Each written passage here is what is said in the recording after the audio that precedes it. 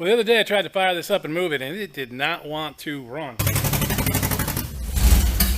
This engine's really been sitting for probably close to 5 years now without running that much. So this is a 2003 6-liter out of a 2500 Silverado. I can vouch for what it came out of because I pulled it myself and put it in here. And that's why I know for sure it was running and driving. We've got plenty of fuel pressure. You want to know what ethanol gas does to everything? It gums it up. Pretty sure that's what we're going to find down here. When we take these fuel injectors out, replace the O-rings, replace the filters, clean them, put them back together. Let's get this negative battery cable off here first. Next up, we're going to get rid of the pressure from the fuel line. Take this off, then use the pressure gauge to release all the pressure here. This gauge is just a simple matter of hooking it up, hitting our button on the side, which I've already done. We're down to 0. At current prices, you don't want to waste that gas, so make sure this is into something where you can recover all that fuel. Next, we need to take the fuel injection wiring harness connectors off. Now on this one, you have to pull up on this blue piece. Let me see if I can show you that. Yeah, you can see that's lifted up. And then the black piece here, you just push in, and then you can lift the connector out. As I'm sure you can imagine, there are 8 of those, so let me get them disconnected.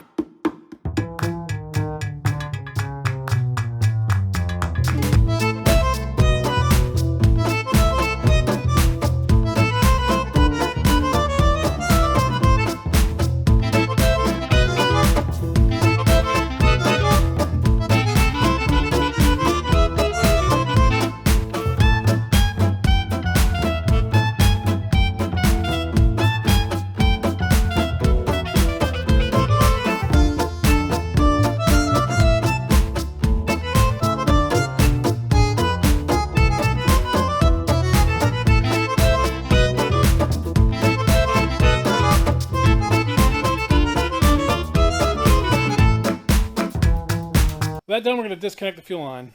We really should get a nice set of aluminum AN wrenches, but instead, I'm going to use only the finest in Chinesium steel. Ironically named Pittsburgh. Next up are 4 8mm.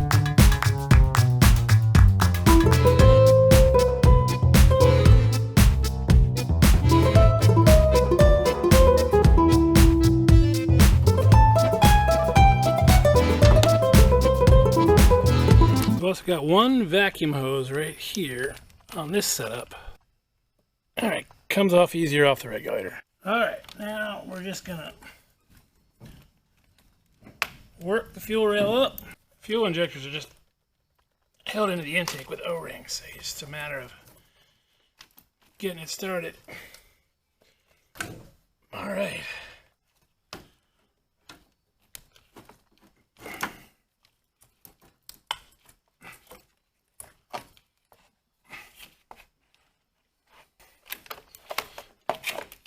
To get this clip off, you pretty much just pull straight back. We're off.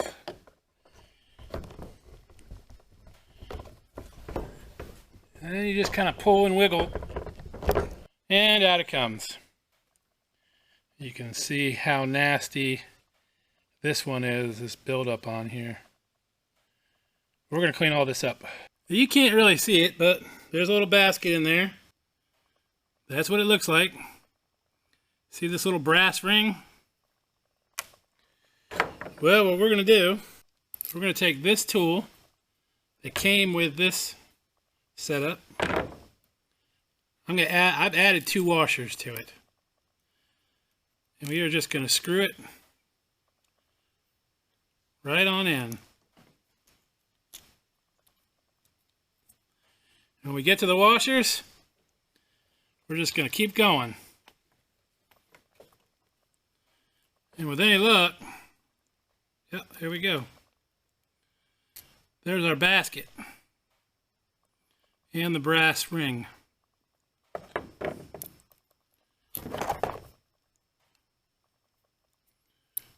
This is a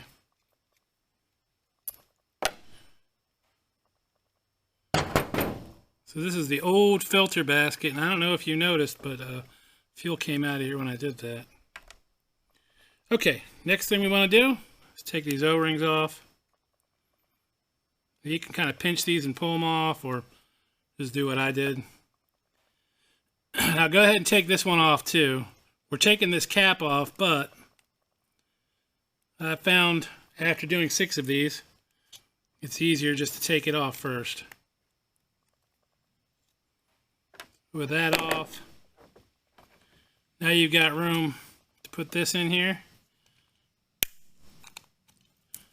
And you pretty much just kind of squeeze, and it goes flying across the shop. Now, I'm going to take some, I'm using gum out.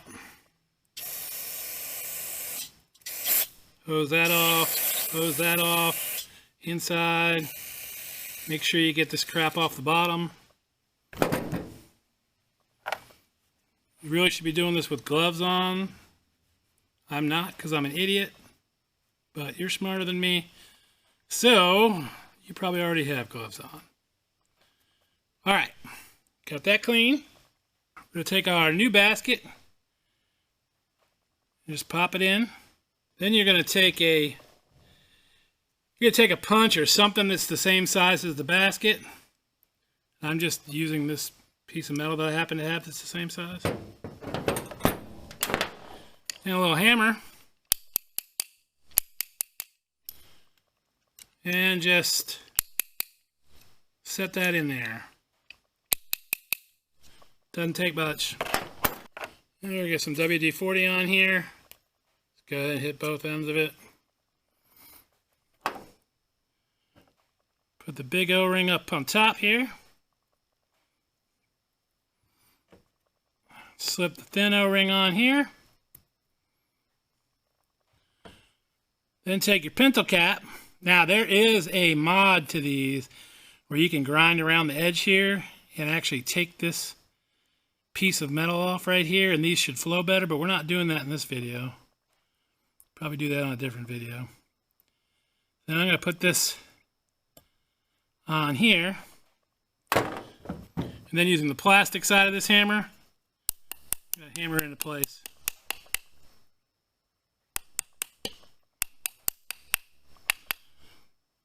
Just like that. Some people say to use a vise to do this.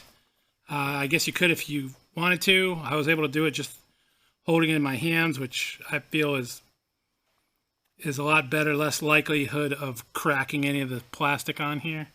So that's just me. Okay, that one's done. Take some of this carb cleaner. Get the inside of that rail a little bit. And then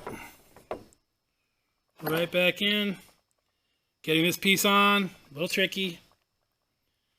There's a,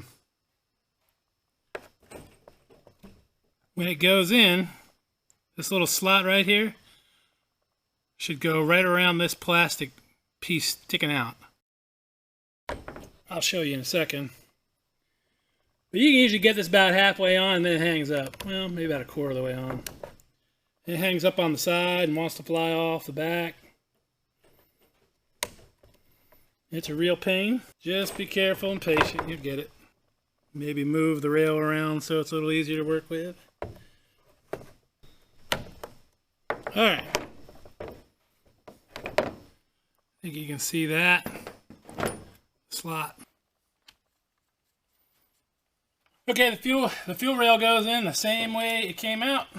Line up all 8 fuel injectors. Make sure your wiring harness is out of the way.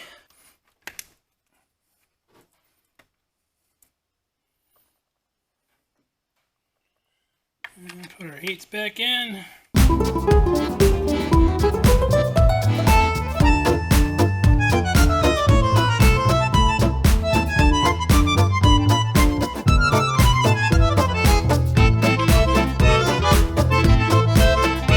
Vacuum line, and we've got 4 fuel injector connectors on each side.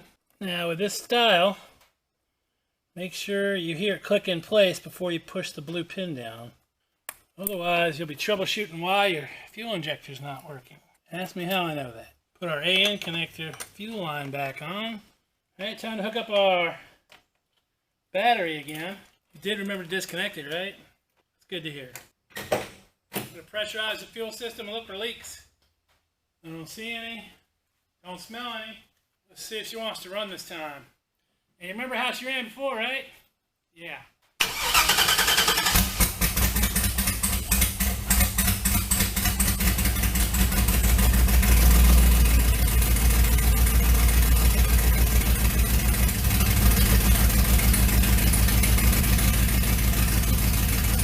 Checking for leaks. Whenever you mess with the fuel system, be sure to check for leaks.